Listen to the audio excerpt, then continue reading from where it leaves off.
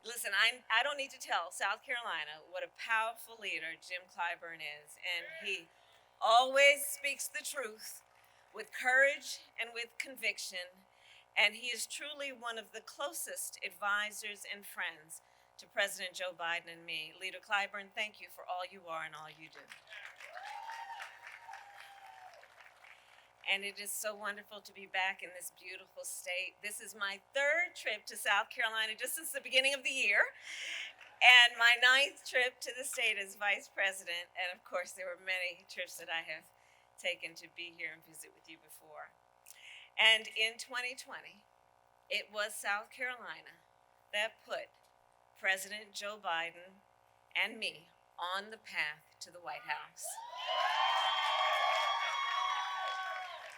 In 2020, in the height of an historic pandemic, in the midst of so much loss and uncertainty, the people of South Carolina showed up to vote. You convinced your friends and your family members and neighbors and coworkers of the power of their vote and the power they have when they show up to vote. And it is because of that work that Joe Biden is President of the United States, and I am the first woman and first Black woman to be Vice President of the United States.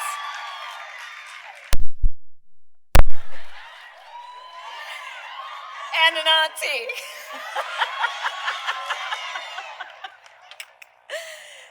In 2020, you sent us to the White House because, frankly, we had some business to handle.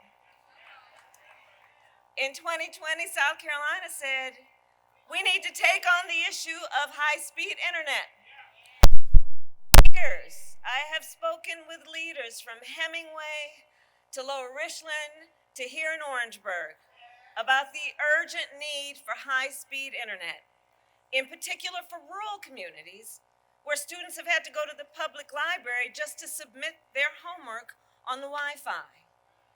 Because you voted in 2020, President Biden and I are connecting every person in America with high-speed internet, including more than 100,000 families right here in South Carolina. In 2020, you said we need to do more to help folks struggling with student loan debt. The young couples who worry that they will never be able to buy a home or start a family because of their student loans.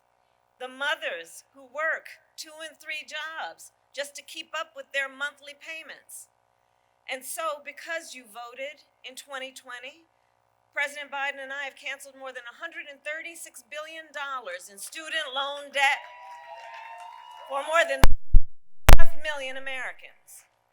And although the Republicans in Congress refuse to work with us to cancel more debt, we will not be deterred. President Biden and I will keep fighting for relief from student loan debt. South Carolina, in 2020, you said, as you just heard, I say it often, HBCUs are centers of academic excellence. And we must do more to support them. They don't have the kinds of endowments that some other schools have, although they produce leaders of our country and our world. So as a proud HBCU graduate, I made sure we invested more than $7 billion in HBCUs across our nation, including nearly $60 million for the students right here at South Carolina State, to help them pay for textbooks and laptops and rent. In 2020, you told us we need to lower health care costs, especially for insulin for our seniors. In fact, raise your hand if you have a family member with diabetes. Right. For too many years, too many of our seniors had to make the choice of either filling their prescription or filling their refrigerator. But because you voted, President Biden and I took on Big Pharma and we capped the cost of insulin for our seniors at $35 a month. And we capped the entire cost of prescription medication to $2,000 a year. So this is just some of what we have accomplished since we took office. Over the past 3 years, President Biden and I have lowered costs, created opportunity, and are building an economy that works for working people. We have created more than 14.5 million new jobs, increased wages for tens of millions of Americans. Today, consumer confidence is up and consumer spending is an all-time high.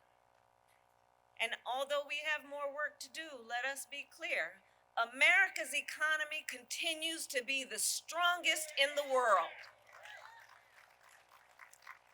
So it all comes down to this.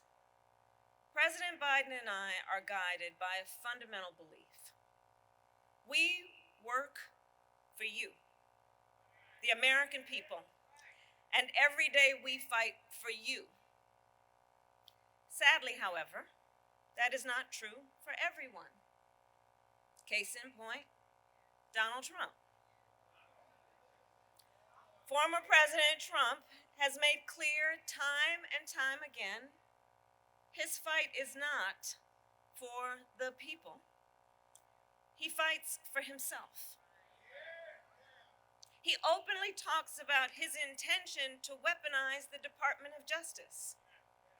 He openly says that he is, quote, proud that he overturned Roe v. Wade. Proud that he took the freedom of choice from millions of American women. For years, the former president has stoked the fires of hate and bigotry and racism and xenophobia for his own power and political gain. He accused immigrants of, quote, poisoning the blood of our country. And after neo-Nazis marched in Charlottesville, he said there were, quote, very fine people on both sides. The former president openly talks about his admiration for dictators and has vowed that he will be a dictator on day one. Understand what dictators do. Dictators put journalists in jail.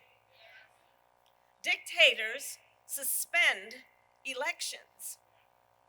Dictators take your rights.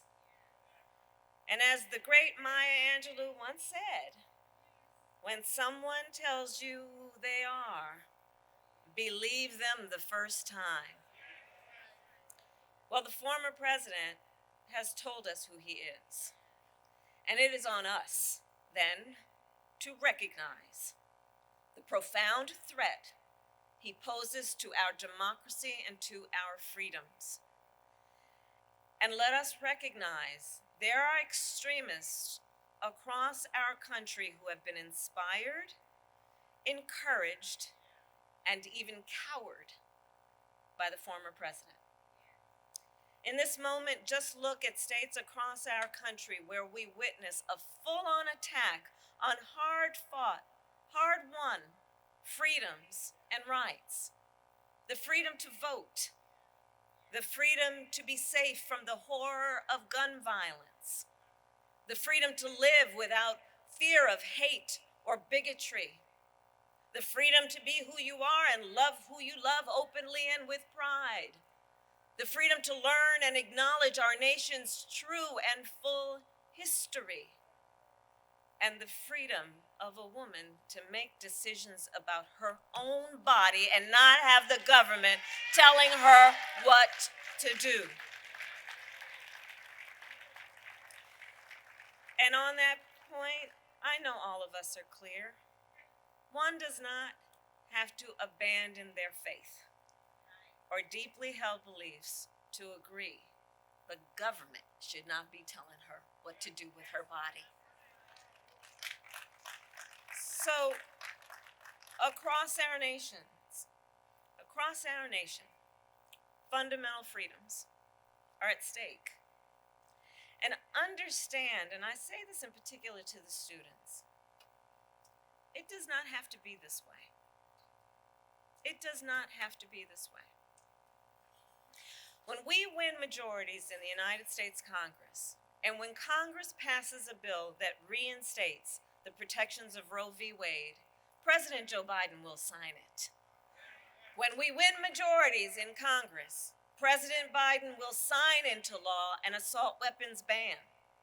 He will sign into law the George Floyd Justice and Policing Act. And he will sign into law the Freedom to Vote Act and the John Lewis Voting Rights Advancement Act.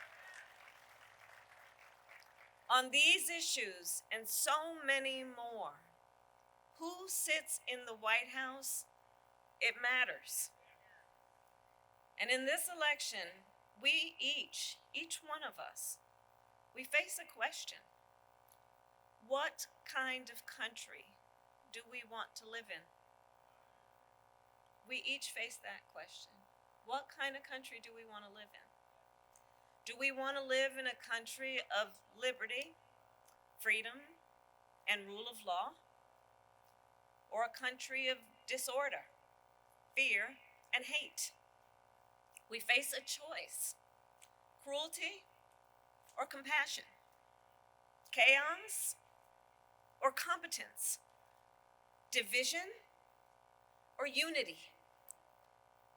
Each of us has the power to answer these questions on a daily basis in South Carolina, tomorrow at the ballot box. Because tomorrow, of course, is primary day here in South Carolina. It's on a Saturday this year. In South Carolina, you are the first primary in the nation. And President Biden and I are counting on you. We are counting on you. We are counting on you to vote and to get everyone you know to vote, to send out text messages, to knock on doors, and to make your voices heard. So in conclusion then, I ask, are you ready to make your voices heard? Do we believe in freedom? Do we believe in democracy? Do we believe in opportunity for all? And are we ready to fight for it? And when we fight, we win. God bless you, and God bless the United States of America. Thank you all.